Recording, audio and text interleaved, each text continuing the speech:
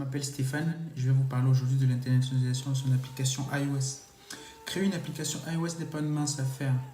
C'est bien plus qu'un excellent code, un design superbe ou une interaction intuitive. Pour grimper dans les classements de l'App Store, il faut un marketing produit à point nommé, une capacité d'adaptation à la base d'utilisateurs et l'utilisation d'outils et de techniques pour atteindre un public aussi large que possible. Pour de nombreux développeurs, les marchés internationaux sont une réflexion après coup. Grâce à la distribution mondiale fournie par l'App Store, vous pouvez en un seul clic publier votre application dans plus de 150 pays à travers le monde. L'Europe et l'Asie représentent à elles seules un bassin de clients potentiels en pleine croissance dont beaucoup ne parlent pas l'anglais. Dans ce tutoriel vidéo, nous allons voir à travers l'implémentation d'une application comment on traduit son application en français, anglais et espagnol et comment appliquer la gestion du pluriel sur les chaînes de caractères. Nous allons commencer par la création du projet. Ensuite, en étape 2, nous allons créer l'interface utilisateur. En étape 3, nous allons ajouter le fichier de localisation. En étape 4, nous allons traduire le storyboard. Ensuite, en étape 5, nous allons traduire les images. Et enfin, nous allons appliquer le pluriel sur nos chaînes de caractères.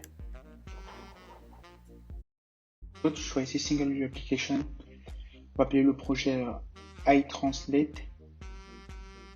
Cliquez sur Next. Donc on va cliquer sur Create pour créer un nouveau projet. On va stocker dans un répertoire sur notre ordinateur.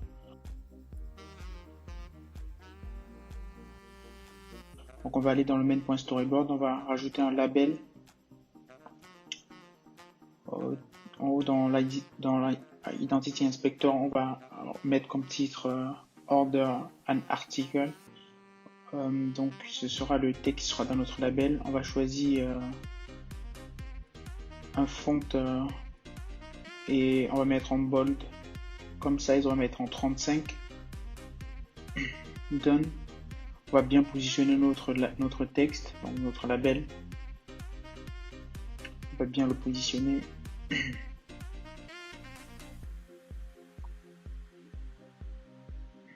Donc ensuite on va rajouter un autre label. Ce sera un drapeau qui va représenter en fait le pays de la langue sélectionnée. Donc on va choisir Apple Color Emoji comme font. On va prendre en 80 comme taille. On va bien centrer notre label. On va rajouter un troisième label. Et on va rajouter une image view qui sera en fait l'image de l'article qu'on veut commander. Donc on va lui donner une taille pour pouvoir bien positionner nos éléments sur l'écran.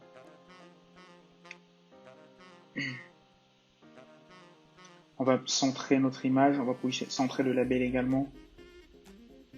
Donc on va mettre You have selected X item, donc un nombre d'items. Ce sera le label qui va représenter le nombre d'items sélectionnés, le nombre d'articles sélectionnés. On va rajouter deux boutons, donc un premier bouton qu'on va donner une taille 50 par 50. On va dupliquer pour ajouter le deuxième bouton. On va les sélectionner tous les deux, on va les stacker. Donc on va d'abord appliquer les contraintes de taille. Ensuite on va les sélectionner tous les deux, on va les mettre dans une stack view. On va bien positionner nos éléments. Donc on va rajouter nos assets dans XY Asset. Ensuite on va rajouter nos applications icônes.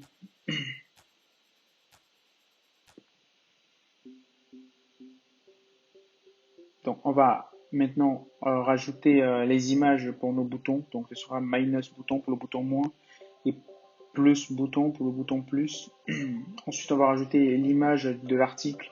Donc ici ce sera un verre de bière.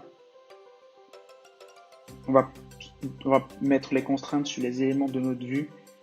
On va mettre toutes les contraintes, on va les centrer. On va mettre à 50 par rapport au label. Lui on va lui appliquer une contrainte de 35 par rapport à l'image et on va le centrer. On va appliquer à la stack view une contrainte de 20 par rapport au label et on va aussi le centrer. Ok, donc nos éléments sont bien positionnés à l'écran.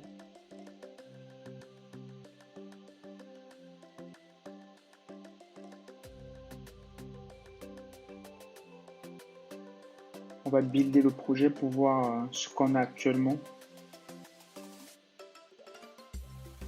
Actuellement, on a bien nos éléments bien qui sont positionnés. On peut cliquer sur les boutons.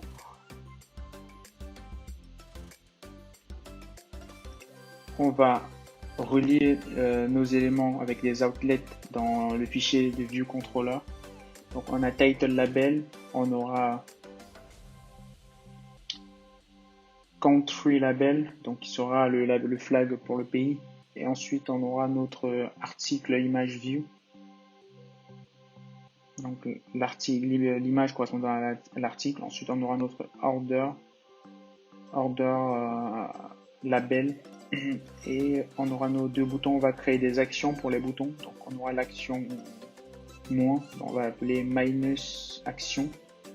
Quand on clique sur le bouton moins pour diminuer en fait une quantité et plus action pour ajouter une quantité. Jusqu'ici rien de bien compliqué.